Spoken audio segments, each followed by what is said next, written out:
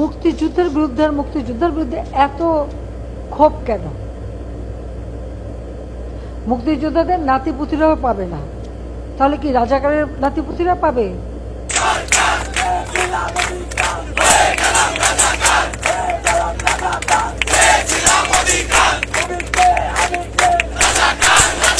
তুমি কে আমি কে, রাজাকার রাজাকার, চেয়েছিলাম অধিকার, হয়ে গেছি রাজাকার। আর প্রধানমন্ত্রী বলছেন যে কোটা মুক্তিযোদ্ধার নাতিপতিরা পাবে না, তাহলে কি রাজাকারের নাতিপতিরা পাবে? দর্শক, এই ঘটনাকে কেন্দ্র করে পাশাপাশি আরো একটা ঘটনা আছে। আজকে রাত থেকে আপনারা দেখছেন যে গভীর রাত থেকে সারা বাংলাদেশের ছাত্ররা জেগে উঠেছে।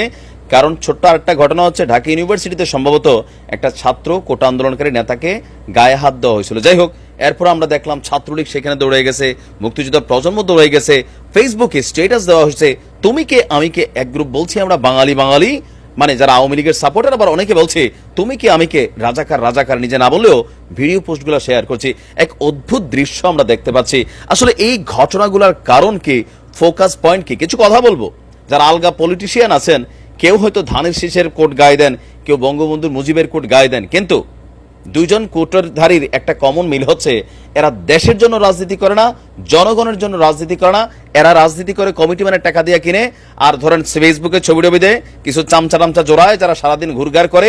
আর এরা প্রকৃতপক্ষে দলগুলার নাম ভাঙাইয়া পয়সা কামায়।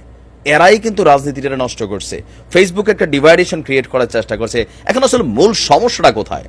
আমি গতকালকে প্রধানমন্ত্রীর সংবাদ সম্মেলনটা দেখছিলাম।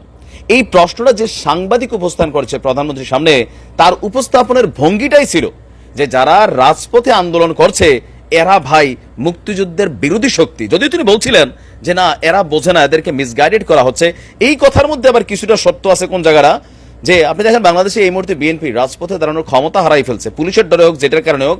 তো এই দেশে হয় কি, যখনই কোনো আন্দোলন ঘটে তো বিএনপি চায় সেটার ঘাড়ের উপর চাইপা বসার, এটাও কিন্তু সত্য। আবার আওয়ামী লীগ মনে করে যে কোনো আন্দোলন মানে এটা সরকার বিরোধী আন্দোলন, এই আন্দোলন হইতে দেওয়া যাবে না, পুলিশকে মাঠে নামাই দিয়ে পুলিশ আমজনতার মধ্যে ডিভাইডেশন হয়।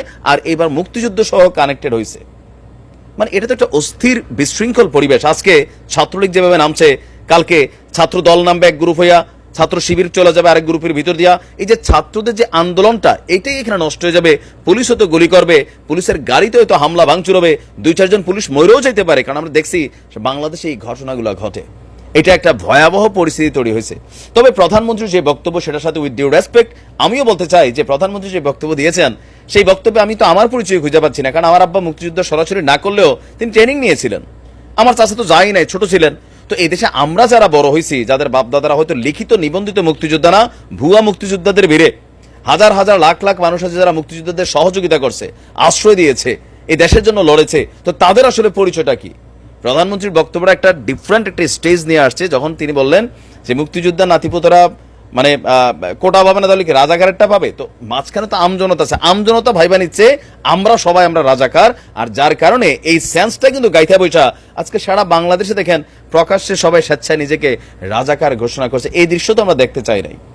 মিস ম্যানেজমেন্ট, প্রধানমন্ত্রীর কাছে যেভাবে সাংবাদিকরা প্রশ্ন করে, তথ্য উপস্থাপন করে, অথবা যেই চাটার দল একটা তো জুটছে, বঙ্গবন্ধু বইলা গেছে, এই চাটার দলরা যে কোনো যৌক্তিক একটা আন্দোলনকে প্রধানমন্ত্রীর সামনে যেভাবে উপস্থাপন করে, মনে যে পুরোটা আন্দোলন বিএনপি জামাত ভর করছে, ছোট্ট একটা ইস্যুরে পলিটিক্যাল ইস্যু বানাইয়া দেখা গেছে আম জনতার কাছে আওয়ামী লীগ নিজেদেরকে একটা ভিলেন বানাই ফেলে। কারণ কি, এটার জন্য ওই যে চাটার দল। আর বিএনপিরও দোষ আছে ভাই, আমি তো সরাসরি বলি, বিএনপি বা বাকি যে রাজনৈতিক দলগুলো আছে মাঠে নামে না।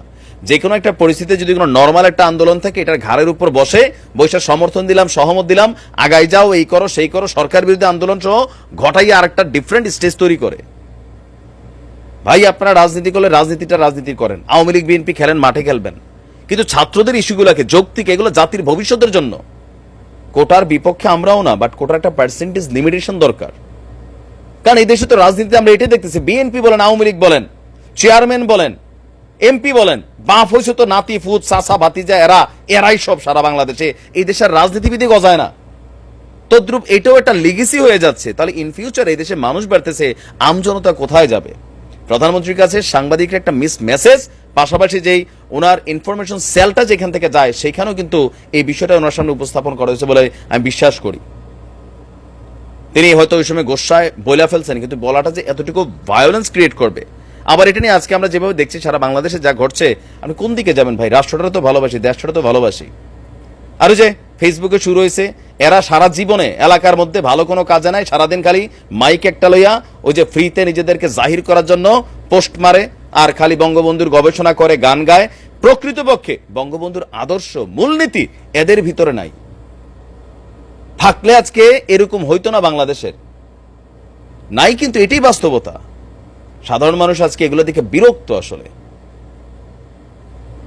এগুলা ভালো একটা সংখ্যা আসবে না। তা আমি মনে করি এখনো মাননীয় প্রধানমন্ত্রীর কাছে বিষয়টা এটা সুন্দরভাবে একটা সমাধান দরকার। যেহেতু হাইকোর্ট থেকে একটা রায় আসছে যে সরকার চাইলে কোটা বাড়াইতে পারে, কমাইতে পারে, কিন্তু এটা নিয়ে যদি দীর্ঘ সময় আন্দোলনে যায়, আন্দোলনের যৌক্তিকতা হারাই যাবে। ইভেন মানুষ ভয়ে তো অনেক কথা বলবে না, কিন্তু অন্তর অন্তরে ক্ষোভ ধারণ করবে। আর এটা থেকে কি হয়, দেশে বিশৃঙ্খল অস্থিতিশীল পরিবেশ তৈরির জন্য খুবই সহজ হয়। কারণ কি, একটা মানুষ যখন ক্ষোভে থাকে তারে ফুসটানো খুবই সোজা। নিশ্চয়ই যারা দেখার তারা দেখবেন, তবে আপনাকে আমাকে সচেতন থাকতে হবে। ওই রাজনীতি এক এক দলের এক একজন করি, কিন্তু এগুলাতে পলিটিক্স ঢুকানোর সুযোগ নাই। খেয়াল রাখেন। হ্যাঁ, ভালো থাকুন। আসসালামু আলাইকুম।